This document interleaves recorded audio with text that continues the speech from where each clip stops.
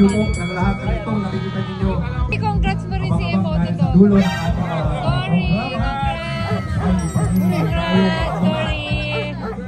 Pero bago yung motorsiklo, kailangan mo Oo nga eh, galing nga eh. Guys, Jen Lau in the house. Kupal! Oh, yung triplet. Diba? Kulang yung ano eh.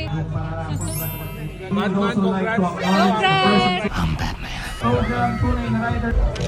Namin, hindi kami makaalis-alis dahil wala pa sila Donna. Sabi ko nakapag-showmay na ako, nandito pa rin siya. Diba? 8 daw aalis kami. Anong oras na? Anong oras na? Ano oras na? Oh, diba? Grabe. So congrats sa lahat ng mga finisher ng Batangas Loop. So hindi man ako nakasama sa loop nyo ngayon pero very happy ako at nasalubong ko kayo sa finish line. Sobrang saya talaga pag magkakasama ang rider kahit bira lang kayong magkita para kayong magkakapatid. So itong Batangas Loop hindi siya endurance, partial loop lang siya. So mga 300 to 400 kilometers lang tinakbo nila for 2 days. So Jetlaw rider po ito, ride safe and God bless.